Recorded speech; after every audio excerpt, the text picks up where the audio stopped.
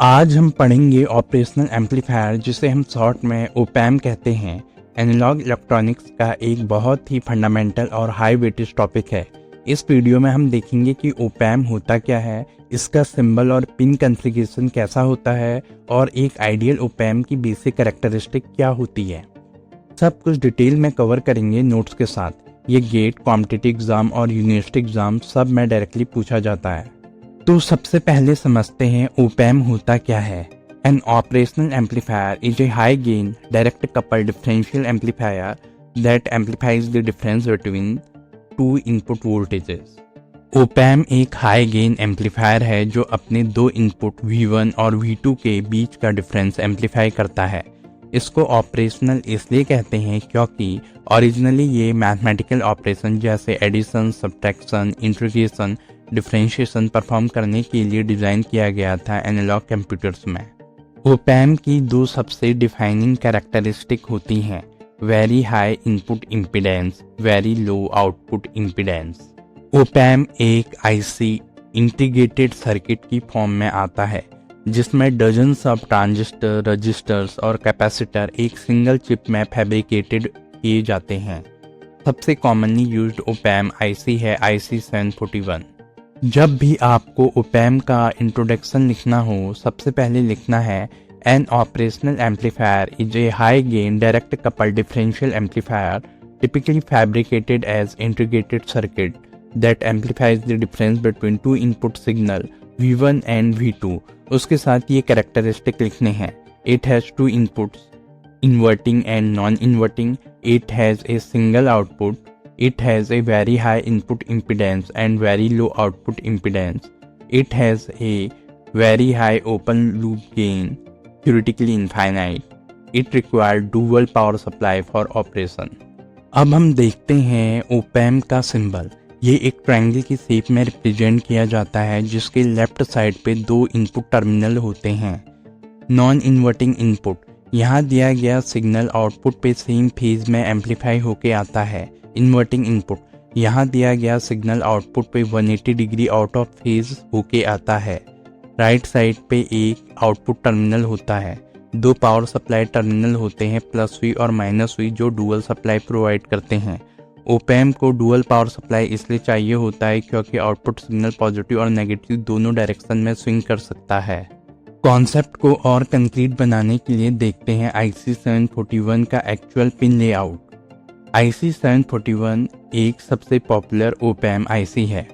Pin 2 inverting input, pin 3 non inverting input, pin 6 output, pin 4 और 7 power supply connection, यहाँ battery या DC power supply connect की जाती है। Pin 8 unused no connection, pin 1 और 5 offset null pins.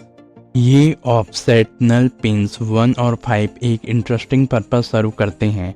कभी कभी इनपुट पे कोई सिग्नल ना होने पर भी ओपैम एक छोटा सा आउटपुट ऑफसेट वोल्टेज जनरेट कर देता है। इन पिन्स के थ्रू हम इस ऑफसेट वोल्टेज को 0 सेट कर सकते हैं। ये अपने आप में एक अलग टॉपिक है जिसको हम आगे किसी वीडियो में डिटेल में कवर करेंगे।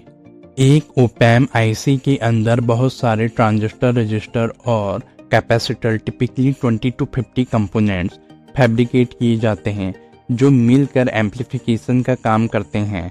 इन सब का कंबाइंड इफेक्ट ही हमें एक single high gain differential amplifier device देता है जिसे हम बिना इंटरनल सर्किटरी समझे सीधा एक बिल्डिंग ब्लॉक की तरह यूज कर सकते हैं। अब समझते हैं कि इनपुट टर्मिनल को इन्वर्टिंग और नॉन इन्वर्टिंग टर्मिनल क्यों कहा जाता है। ये नेमिंग लॉजिक एग्जाम में डायरेक्टली पूछा जाता है। Signal on non inverting terminal, अगर हम सिग्नल सिर्फ नॉन इन्वर्टिंग टर्मिनल पर देते हैं और दूसरे टर्मिनल को ग्राउंड कर देते हैं तो amplified output signal same phase में मिलता है। मतलब जैसा इनपुट टर्मिनल था वैसा ही, लेकिन एम्पलीफाइड आउटपुट आता है। इसी वजह से इस टर्मिनल को नॉन इन्वर्टिंग टर्मिनल कहा जाता है क्योंकि फेज में कोई चेंज नहीं आता। सिग्नल ऑन इन्वर्टिंग टर्मिनल, अगर हम सिग्नल सिर्फ इन्वर्टिंग इनपुट पे देते हैं तो amplified output signal 180 degree out of phase होके मिलता है। मतलब आउटपुट वेवफॉर्म इनपुट के बिल्कुल उल्टा होगा। इसी वजह से इस टर्मिनल को इन्वर्टिंग टर्मिनल कहते हैं। ये दोनों केसेस याद रखना ज़रूरी है क्योंकि आगे जब हम इन्वर्टिंग एम्पलीफायर और नॉन इन्वर्टिंग एम्पलीफायर सर्किट्स पढ़ेंगे तो यही फेज बिहेवियर उनकी गेन इक्वेशंस और आउटपुट वेवफॉर्म्स डिसाइड करेगा। ओपैम को थ्योरेटिकली एनालाइज करने के लिए हम एक आइडियल ओपैम मान लेते हैं जिसकी कुछ बेसिक प्रॉपर्टीज होती हैं। इनफाइनाइट इनपुट इम्पीडेंस, मतलब ओपैम अपने इनपुट सोर्स से कोई करंट नहीं खींचता। जीरो आउटपुट इम्पीडेंस, मतलब आउटपुट वोल्टेज लोड के कनेक्ट होने से चेंज नहीं होती। Very high theoretically infinite open loop gain, practically IC 741 जैसे ओपैम्स का गेन 1 लाख से 10 लाख के बीच होता है। इन कैरेक्टरिस्टिक की डिटेल और इनका यूज हम अगले वीडियो में देखेंगे जब हम एक्चुअल एम्पलीफायर सर्किट्स बनाएंगे। अब हम देखते हैं ओपैम के कुछ इम्पोर्टेंट कैरेक्टरिस्टिक। ये एग्जाम में डायरेक्टली लिखने वाले पॉइंट्स हैं।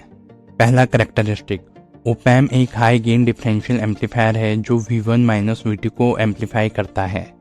सेकेंड कैरेक्टरिस्टिक, इसमें 2 इनपुट्स इन्वर्टिंग और नॉन इन्वर्टिंग और एक आउटपुट होता है।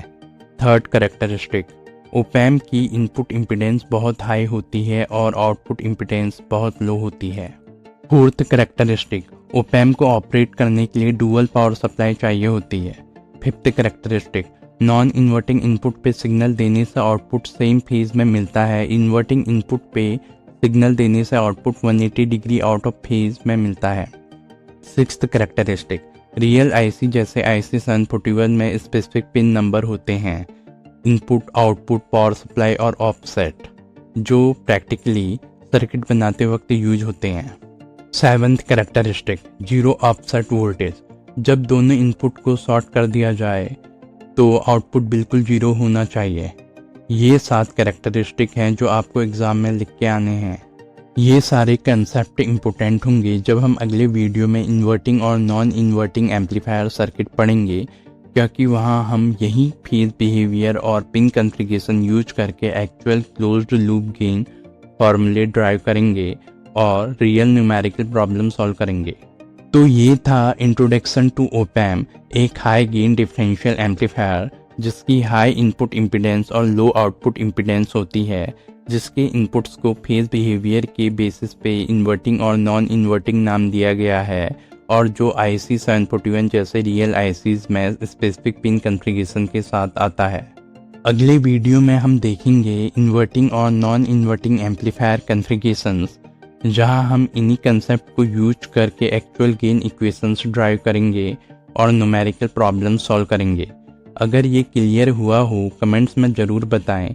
मिलते हैं अगले टॉपिक के साथ। Thank you for watching.